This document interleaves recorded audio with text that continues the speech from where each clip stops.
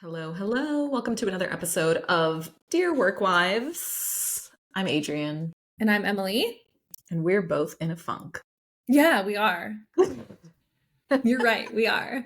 I was trying so hard to not be in a funk, but I just have to be honest, you know? I know. I feel you.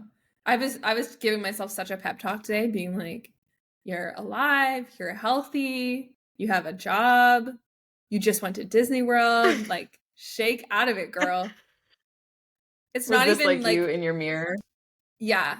It was me on the bike this morning because I was even struggling in my workout. I was like, I do not want to be here. Yeah. I don't want to be awake right now. I don't want to be on this stupid bike right now. And I don't want to be listening to this instructor yell at me right now. But yeah. I stopped listening to them yell at me and I just ride on my own lately and watch TV because that's the type of funk that I'm in with my workouts. I'm in such a funk with my workouts. I do not find any joy in them. And like, I'm not like I have been consistently exercising in the mornings for like 5 years. And because you were a huge motivator when I started working for you, 6.5 years ago, you were a huge motivator for like moving your body. That was like, you have to move. And I started with walks and then during COVID, I really started taking it seriously. Like a lot of people, that's when I got a bike, a Peloton, and I have been going like every morning, getting up and working out every weekday for 4+ years, plus going for walks. And like, I hate it.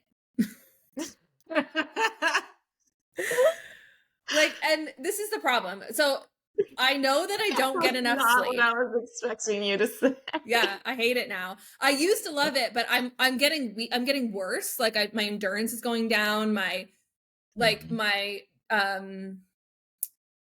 push myself in classes. Like if I'm like, I'm just gonna take a break, whereas I used to like push so hard in class. I know I don't get enough sleep. Or worse. I'm terrible. Yeah. I'll just sit out. If there are push-ups in a strength class, I'm not doing them. Like it's extra break for me. And I know I need to find something new to motivate me or to get excited by, but working out at home in the early mornings is currently the only thing that fits in my schedule. I can't leave my house in the morning and go to a gym class. I have no desire to do it in the evenings. That's also when my children have all their activities. So I'm either working or doing their activities. Like it just doesn't work for my schedule. So I feel stuck in this, like something is better than nothing, but I'm hating it. And so it's just a little life update for me. What about like a midday workout? Like go to the gym and then come back? I mean, theoretically, I have considered being like, well, what if I got up, worked, then worked out a little bit later in the day? But it just feels like it eats up so much of the day. Like my kids are only out of the house for 6.5 hours, Right. I can't spend 2 of those at the gym and showering and all that. I have a job. Yeah. I know. Like it just I feel you. Doesn't seem to make sense. Like if I don't do it in the morning, I'm probably not going to be doing it. So yeah. The only thing is like I might go for a walk, like a 4 or 5 o'clock walk now. Not right now. It's miserable and snowy again, but it was like warming up. So it was nice at that time of day. So I was like, oh, I'll just do a little walk. But that's about it. I'm not going to do a workout class at 6. I don't know how people work out at night. I truly don't. No, I can't. I'm happy for those who that works for it, but it's just not for me. I say that I've never tried it, but well, anyway, so I was there's also that funk. There's also the post-vacation funk. Yeah. Yesterday was my birthday in real life, not in podcast time. Yeah. And I don't feel any different or any older or anything. That's good. So I don't think it's like, oh, I'm old, I'm in a funk. Yeah. I don't think it's that, even though Kit did tell me that I was 100. Happy 100th birthday. Yeah, she goes, oh, you're 100 today. I was like, no, I'm not. Not even close. And then she said, you're 179. I was like, okay, thank you so much. Goodbye. Have a great day at school. Bye. Yeah. So I don't think it's that, but I just feel off, you know? Yeah. Maybe it's a combination. Yeah, I think it's probably a lot of things, you know, post vacation, came back to, you know, work. We have a lot of work to work right now. Yeah. I also feel I woke up this morning like I'm getting, you know, when you're like on the border of getting sick, like your body's trying to decide, am I getting sick or am I not getting sick? I feel that in my throat. I'm like, oh no. I'm going to be straight with you. James is also doing that right now. So there's a high probability that you are sick. Like, because Kit and Oakley were coughing the whole time we were at Disney. And like, we're not those people who took our kids to Disney sick. It wasn't like they just had coughs, you know? They just had coughs. They're kids. They pretty much have that all the time. Yeah. Yeah. But Oakley's got worse on the drive home, his cough and his runny nose. And now James has the cough and the runny nose. So there's a high probability that you are getting sick or fighting it at least. Yeah. Because Tyler has something too. So I probably have something. 100%. Kit was like literally glued to your face the entire time we were there. So coughing. Yeah. Yeah. Yeah. Tyler was like, I probably shouldn't have like picked my nose in the, you know, world's germiest place on earth. Yeah. And then we spent 2 days trapped in our kids like with all those germs. So you know what I mean? Like it's happening. Yeah. So but you know what? We went to Disney World. We had the best time. We did. And now we have to plan the next trip. That's the thing. That's what keeps people going. That's probably what's happening for me is I need something next to look forward to. And I've realized that it's not going to be Disney World again this year, you know? So I'm like... Yeah. I know, I feel you. It's not going to be Disney World, I think, for us for a long time. Yeah. That place is magical, but it is so expensive. So expensive. Yeah. And we brought so many snacks. Like the kids came home and they weren't complaining. They were like, we didn't even have like a Mickey ice cream or a Mickey pretzel, like which we did the first time we went. We were living on Mickey pretzels and Mickey ice creams. Like we barely bought anything there. And still my credit card is like ding, ding, ding, ding, ding, all these charges. Yeah. It's so easy, you know? I'll just get a drink or we'll just do this or no, I had to have a $15 glass of champagne from France because I had to. Right. Like, I don't make the rules. There. They said. I just had to. So I know. It's magically expensive. So we told the kids like we're not going to be going back anytime soon. You gotta just be satisfied with that for now. Yeah. Yeah. So. Well, you ready for some stories? Well, let's do it. Maybe they'll get us out of a funk. I hope so. To listen to other people's shitty situations, perspective. You know? Mm-hmm. Yeah. Okay. So this is about someone who got in trouble for being on their phone at work and they're mortified. What do I do? So they were sitting at their desk and basically addicted to their phone. And every time their boss came out, they kind of got caught like, you know, quickly putting the phone down. Like it was pretty obvious. Yeah. And then their boss said something to them like, don't let me catch you on your phone again. Yeah. And so now they're wondering like, how do I recover from this? Do I apologize? Do I just let it be and move forward? Like they have like a pretty good track record at work and with their, you know, performance in the past. So this is like mortifying to them to like be called out for their behavior. It's a tricky one for sure.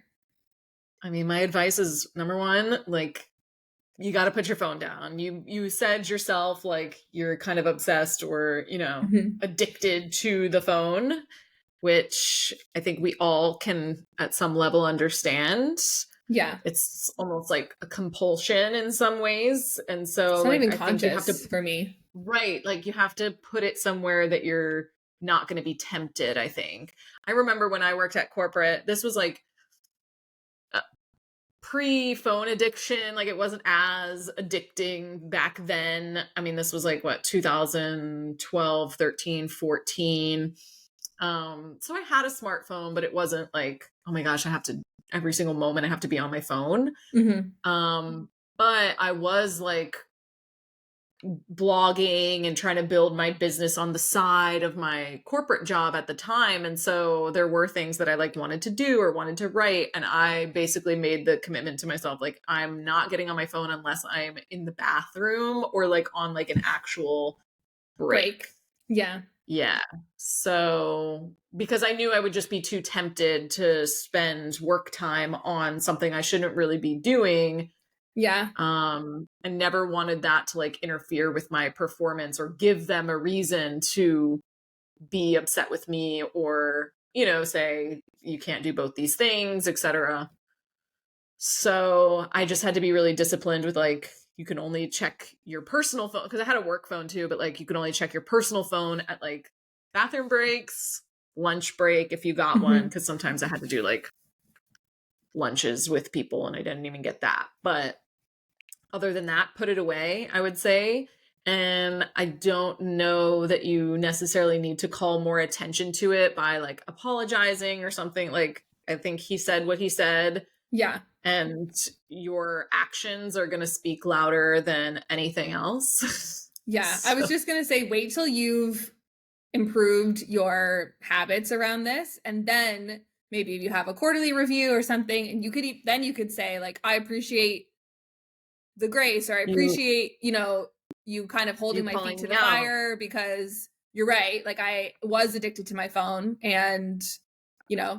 like, but you have to change the behavior first, because right now it's just like an empty promise. Yeah. Yeah. I agree.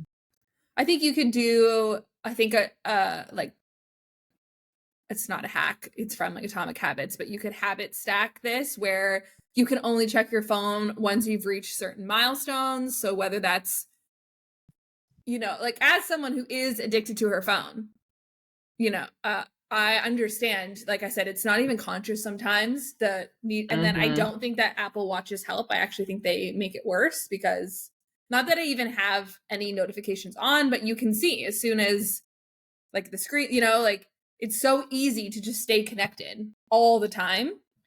But you could habit stack, you can only check it like every hour to wean yourself off. Or because it's like with anything, if you go in cold turkey, you're not likely to stick to it. So you need to, like, whether it's like if you have 15-minute breaks, lunch breaks, washroom breaks, that kind of thing. Yeah. Just don't have it sitting right beside you. And if you have things, like if you have anything hooked up to your laptop, like if you have your messages, probably not, because this is in an office, but if you have a smartwatch, Yeah. like, just turn off all notifications. I'm Half the time I'm like, I just want to turn the phone off, but then there's always like, oh, what if my kid's school calls? Like, I can't. Right. I don't have a landline. Right. But turn off as many notifications as possible. You can get app blockers that don't let you open apps during certain times of the day. Like, you can get an app to not allow you to open whatever apps you're addicted to.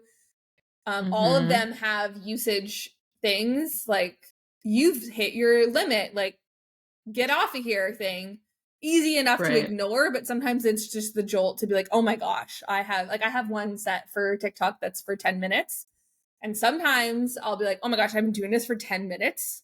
Like, Right. I just blinked. And so setting some of those up could be helpful as well, to help you realize how much time you're spending on them, because, like, for most of us, it's just an extension of our hands now, which is a problem. Mm-hmm. Mm-hmm. You could also, if you're really addicted, you could get like a lockbox and it's People do like this. Yeah. timed. Yeah. Tyler has one for other things and he can't get into it like for the time that he sets on the lockbox, I need that for my So you could Kindle for set when it. I'm at the last, like, 100 pages. Because once I hit the last 100 pages of a book, like, I can't stop. So, you Yeah. know, Yep. So you could like have the lockbox. I mean, the app blockers and those things will be helpful. You may be able to get away with just doing some of those, but if you're like severely addicted or you can't remove the temptation, then put it in a box, like literally put a lock on it for the day. until you get done with work, or like, okay, I have it set for 4 hours, then I can look at it during lunch, and then I put it back in and I set it for another 4 hours. I'm like, you can't get it out. Yeah. So just make sure you have another phone. Like, it sounds like you probably have an office desk where you have a phone in case there was any sort of emergency where other people could reach you. But yeah. And this conversation is why my children do not have phones. Even though Lila says she's one of the only kids in her class at her age who doesn't have one. I'm like, it's because like they did not give this to us with any warning labels. And now look at me. I'm a slave to this thing. So know better, do better. Like, yep. It's rough out there, man. It's such a like double-edged sword because it makes it so easy to stay connected to your loved ones, but it makes it so easy to stay connected all the time. And then like the expectations of people, instant responses. That they're gonna get like an instant response. So I was getting scammed this morning on Facebook. Someone posted in this group that I was in like years ago. It was like a program group. It was a program that I used to like affiliate for. And so it was like a course, right? And there was a Facebook group associated with the course. And someone posted in there that they had Taylor Swift tickets for Toronto that they were looking to sell. And I was like, okay. So I messaged this person and I'm like, how much are you like selling them for? And they're like 400 each. I'm just trying to like get some money back, which my red flags are already going off because I'm like, why wouldn't you just sell them on StubHub for more than that? You know, you could like, sell them for 1,200. Yeah, like they're going for more than that. You could get that if you put them on StubHub for 400, you instantly make that money. So I don't understand why you're selling them here. But because he was like in the group, I felt like he had some sort of legitimacy and was like, oh, he like obviously bought this program, whatever. I'm sure that like years later his account got hacked and that's what this is. So my radar is up and I was like, okay, so do you have them in Ticketmaster? And he was like, yeah. And he sent me like this fuzzy picture of like the tickets in Ticketmaster. And I was like, he's like, are you able to like wire transfer the money to me? And I was like, no. If they're in Ticketmaster, you can just put them on Ticketmaster and I'll send you the money through Ticketmaster, you know? Yeah. And he was like, no, like my Ticketmaster is broke. Can you wire transfer? Can you wire transfer? Exclamation point, like just like a lot of urgency. Yeah. I was like, this is fake. And he's like, you could wire me half and then I'll give you the tickets and then you can wire me the other half so that you know I'm not lying. I'm like, but then you'll just have half my money. So no. Bummer. I know. But it was like this urgency of like instant response needed that made me like very uncomfortable. I was like, no. This is not normal. I'm sorry that happened to you because that would have been amazing. I got my hopes up for a second, you know? Yeah. I was like, oh, I'm going to be able to go and Emily will be there and I'll bring Kit to Toronto. And then at least I didn't lose $800, you know, that would have been if I had fallen for it. Yeah. That would have really ruined my day. You should look on Ticketmaster Canada because the dollar exchange would probably work in your favor. Maybe. But I can't find them on Ticketmaster. Like, there's no tickets on Ticketmaster. Yeah. They're on like TickPix and stuff like that. TickPix? Is that the one over there? Yes. That's what I was checking a lot of when we should have gone to a second show. Yeah. TickPick. All right, here's our second story. Okay. Excuse the French. How effed am I? I didn't say it so that we didn't, don't offend anyone. Explicit. Yeah, okay. Yet. So recently I've been delegated a task. I insisted I could finish it within 1 day, but I wasn't able to. I was around 40 minutes late to deliver it from the time I promised I would.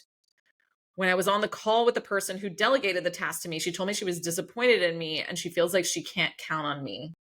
Now, I'm not trying to defend myself. I know I messed up, but this is the first time in 1.5 years I've been with this company that I messed up in this way. She went on to tell me that she's under the obligation to inform my director and the partner about said mistake. She went on to tell me that she can't see why I would be burnt out if I'm not working my full 9 hours every day. I don't have the right to feel burnt out unless I'm skipping my lunch every day or working overtime every day. She told me that if I'm not feeling well, I should put my health first and talk to my HR manager about taking a break. I feel like I got too emotional and maybe said things I shouldn't have, even let my voice crack, and I was on the verge of crying. I shouldn't have admitted in a meeting, I guess she had a meeting with this person, that I was burnt out. I'm 26, female. This is my first real corporate job. I work for a big consulting company. How effed do you think I am? I hope not at 40 all. minutes. Yeah. I was 40 minutes late on a deadline. Like same day. She stayed late that day to deliver. I don't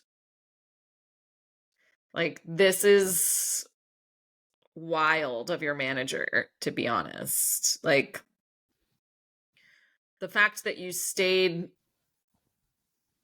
late to get it finished that day so that it wouldn't be, next day or whatever. Right. To me shows commitment and like, you had said you could get it done in one day and you weren't able to, but you still tried to make right on that promise for the deliverable. So I'm shocked at like their response from the manager. Yeah, super inappropriate.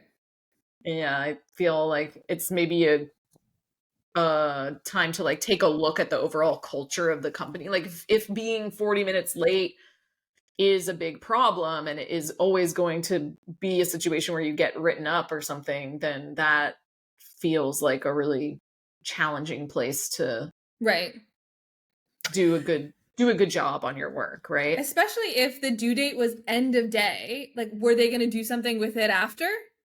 If they were also done their day, like you got it done so that it was ready for the next day, which to me, if something has an end of day due date, it means the next person is going to start with it the next day. Right. Like, so I don't understand. It makes no sense to me. And I think it's really common for people to be feeling burnt out at any age, in any industry. There's a lot of factors that go into those feelings of burnout. It's also something that more people are comfortable talking about.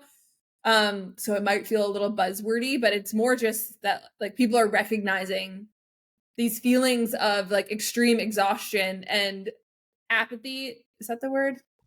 Towards your work is not normal, and we should be putting things in place to prevent that from happening, especially, for people who are still early in their career and are kind of a little bit more apt to feel like they have to prove themselves. So they have to work harder, longer, grind, blah, all that toxic crap. So, yeah, I mean, I understand feeling, nobody understands more than you, the feeling like, oh, I wish I hadn't shown emotion. But it's also human to show emotion. So don't pile that on yourself as well, because you're already feeling bad about being 40 minutes late on a deadline. So don't also feel bad because you had emotions. Human and you had a response. Yeah. Don't make it like worse for yourself if you can. Yeah, I agree. I think it's just the culture of the big, consulting company that you work for. And if that's something you want to remain a part of long term, I think that's the deeper question, because being 40 minutes late, like I would never even notice if my team was 40 minutes late on something, because anything that's just like the same day, I'm not micromanaging that. Okay, I can't imagine like being 40 minutes late and that being a big deal for any. And that's like maybe what I would focus on is like, what was the impact? Like, was there an impact? And if not, then what are we upset about here? Right? Like as humans, we're inherently terrible at predicting how much time it's going to take us to do something. And if you're, managers and advisors don't understand that, then they're idiots. So like maybe you just need to start doubling how much time you think it's going to take you, just to save you from not hitting a deadline or being late for something, because you were the one who said like I could finish it in a day. And probably you should have just said, I'll finish it in 2 days, just to give yourself more wiggle room. So now the company will, they will feel the impacts of you getting this slap on the wrist for a 40-minute delay. Like, okay, well, now I know not to try to rush something or try to get something done in 1 day. I should just predict it's going to take me 2. Yeah. So like however long you think it's going to take you to do something, like I said, like humans are not good at predicting how long it's going to take. So just double it. And then if you get it done in less time, then it's a win and people are like praising you. Yeah. Exactly. That's a good rule of thumb. Like always. Yeah. Just double it. And then you look like the hero when you get it done in half the time. Under promise. But then you save your ass if you get it done in the amount of time that you actually predicted, And even if you found, even if you get up to that, you double it, you say, 2 days, but then you're still coming up tight to the deadline. I'm not saying you didn't do this, but just communication of, I know that I said I would have it done by the end of day. I need about another hour to make sure it's perfect. You'll have it in your inbox before you start your workday tomorrow. Just that, I'm not saying you didn't do that, but just like the little bit of communication. Because sometimes all we need to do is like manage people's expectations a little bit. Like they were expecting it at 4:50 and they didn't get it till 5:30 and they're just like, and we just need to like hold their hands a little bit more. I would rather people over communicate around those things so that it's, expectations are managed and understood. Because I would be like, don't stay late. Just get it done. Get it to me tomorrow by 11. Right. But I'm not a toxic boss, I don't think. No. I'm trying not to be. Or okay, and get it done tonight. Like if that's what they really needed, like they could tell you that too, but at least they're managing their own expectations too of like, I thought it was going to be in my inbox by the time I left and it's not. So now I'm in a tizzy. Like maybe it made them all flustered for some reason. I have to present it tomorrow at 9 or something. It's like, okay, I understand. So I'm not saying I'm not going to do it. I'm just communicating that it's not going to be in your inbox at 4:40. It's going to be in your inbox at 5:30. Right. Yeah. Communication goes a long way in managing expectations, but I think better understanding like what is the real impact and is there a real impact or is this person just maybe being a PETA? Yeah. All right. I got a question from a colleague friend who is transitioning from entrepreneurship into taking a full-time role with another organization. And so they were wanting us to share some like tips for going from entrepreneurship into a job again. And so I'm curious what thoughts we have. We've worked with people who have done this. I haven't done this in terms of going into a job, but I have gone into a partnership, which was different than just working completely on my own. But like, what should this person be thinking about or preparing for as they, used to be able to like just make all decisions and do everything themselves. And now there are pro cons, obviously, to making that transition. Obviously, the trade-off was worth it for them because they accepted the job, but did they share what their motivation was? Like, were they just not loving their business or did they want, before I give advice, you don't have to share also if it's too personal.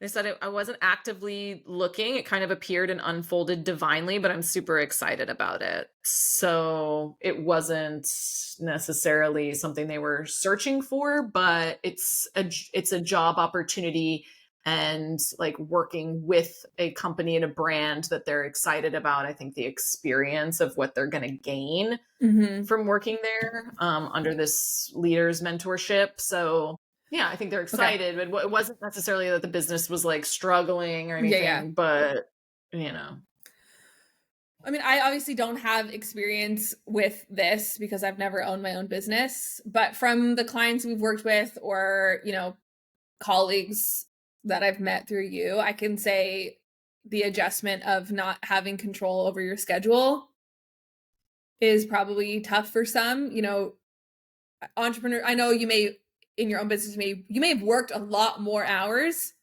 because you had to do a lot more things. You had to do everything depending on the size of the business, but you had control over when you worked.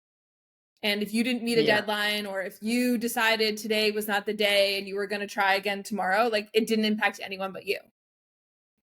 Even if you had a team and it impacted them, it's still your decision to control your time and your, you know, productivity, and then explain to your team how we need to adjust, right? Now you're responsible for those consequences versus like getting reprimanded or you could make a lot more decisions. I think entrepreneurs have and like, we have it at Clockwork too, and I'm gonna say it's a luxury of kind of following your own energetic flows a little bit easier, and people in a more structured 9 to 5 don't have that luxury. If like, they still have someone who's like, this is what you have to get done in a day. I don't care if you're in a funk, like, you have deliverables that are due today. We have a little bit more freedom at Clockwork, which I very much appreciate. Like, we're allowed to say, you know what, like, I can't get this done today and I'll do it tomorrow, or I need help from someone. But not all companies are structured like that. So I think that's a big adjustment for people. Yeah, I've even seen that transition as like Tyler, who wasn't necessarily an entrepreneur, but he owned the business with me technically. Like, he did have like very much like freedom of his own schedule. And then he accepted a job, and now he's working full time at a job. And that is a big transition to like, from where he was like very flowy in his days and in his work, to you got to be there at 9 and you're there until at least 5. And that's also impacted my life, you know, which I didn't think about how much that was going to impact my life. But now he used to be like the flexible one, and now I'm the more flexible one, but my workload hasn't necessarily changed. And so I'm trying to like be the more flexible one, but I don't have his support, you know, because he can't. Like, I understand, like, I'm my own boss. And so I have that luxury, which means, you know, going to get the kids. If, you know, yesterday I had to go pick her kid up early, which meant I couldn't get as much done during the day because he couldn't go do it because he has to be at his computer. So the little light is on, you know, the people are watching. Yes, like the green light on, you know? And even just like meetings that have run late for him and stuff like that. Like, he doesn't really have he's new there too. And so like, he's still a little hesitant to be like, I gotta go. So just not having that control over your schedule, I do think is an adjustment period, but being proactive with your, managers, bosses, about like what your needs are with a schedule, I think is really helpful and important. Like, if there are certain things you need to do that you're accustomed to or that you would like to have, and it's possible for you to do those in the job, then I think that's great. The other thing I would say is like just embracing like being entrepreneurial. Like, they hired you for a reason and they know that you're an entrepreneur. And so how can you bring that same ideation, creative energy just to their business, right? Like, don't be afraid to bring new big ideas and kind of own things and drive them forward, because that's going to be well respected and something that they're interested in having. Like, there's nothing better for an entrepreneur than having someone that cares so much about the business that they're like thinking about it as if it's their own, you know? And so to have the ability to have that mindset, I think, is a real addition to the company. But try to bring that energy, even though you're not necessarily an equity partner. Like, it could, in the future, you might be, if you put in enough, you know, energy, care, creativity, they might be like, wow, like, you've helped advance this business so much. I actually went to an event in Miami in January, and one of the guys who was part of Quest Nutrition, the Quest Nutrition bars. You love those. He was not one of the founders, but he became an equity partner there because of his years of like entrepreneurial tendencies. Like he really was focused on helping grow the brand. He took them from like nothing to a multi-billion-dollar exit, and he was one of 9 people that got to have a split of that $1 billion exit, just because he was like entrepreneurial and he was like driving things forward.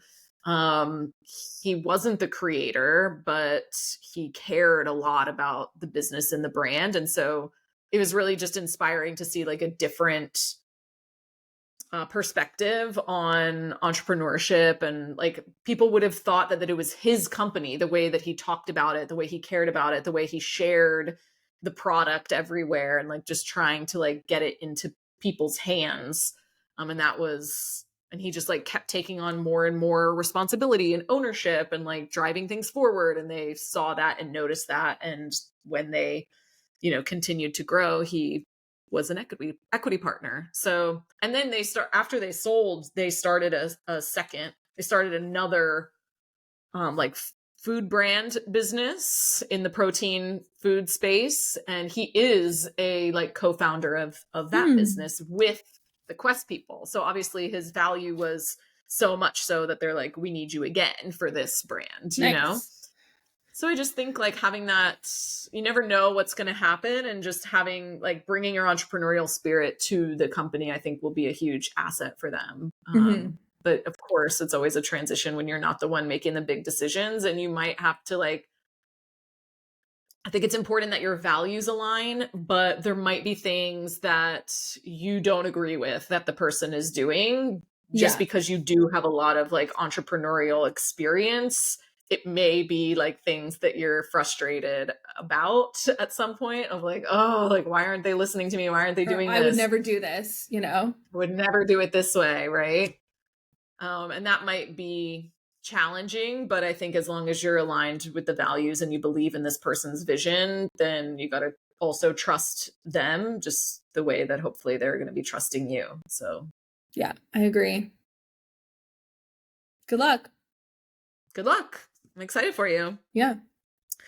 I had this, what was it?